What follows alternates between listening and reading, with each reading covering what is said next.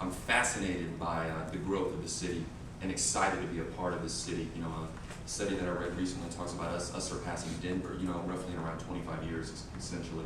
So this exponential growth that the city, the music business need, the health sector, I mean, all this inspiring movement that Nashville has going on, yet our educational system seems to get hamstringed by these baby steps, by these trivial notions of how you're going to measure the success, or the lobbying that goes on for this particular assessment versus that one, when there are these kind of exacerbated awesomeness projects, etc., whatever you want to call it, that are going on at the micro level that we're not showcasing.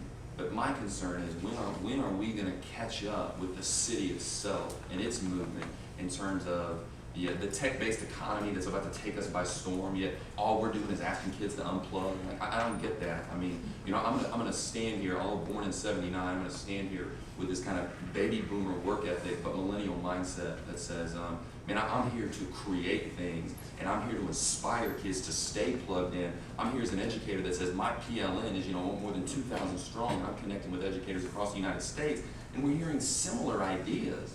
But the reality is, why are we moving at a snail's pace in the education realm when the rest of the city is passing us by? And I'm fascinated by that concept. When I discuss this with people at the state, they say, yeah, you're right, it doesn't.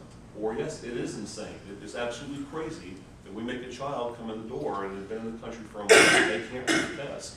They don't speak English at all, we're making them take a test, that counts. We agree with you, we just can't change it. And I find that flabbergasting. We have a unique opportunity here, right? We know what Nashville Next is telling us. We know what our diversity is telling us in city employment, in both in public schools and in city government. All right? We know that by 2035, nearly 40%, between 2035 and 2040, nearly 40% of the students entering will be Latino students. The population will be 40%. Above that, 12 to 14% will be from other nationalities. So 50% of all the people that live in Nashville will be new arrivals. Think about that. And nearly 75% of the people entering public schools will have new arrival on that.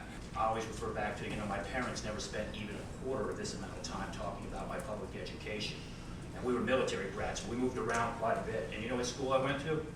The one that when they picked up the phone and said, where's he zoned for? And they dropped me off, and they believed that I was getting a good education.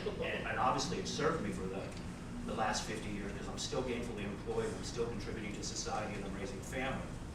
But part of that is a belief, and we've eroded the belief through our conversation, and I think we need to look at ways to reset that conversation. 2 weeks later and 6 months later and a year, and they tell you where your child ranks for height, weight, and head circumference.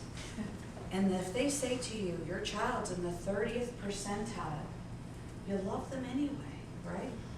And you take them home, and you say, we need to grow because we don't want the child to be in the 30th percentile. And yet when we go to school, all of a sudden that mentality somehow goes away.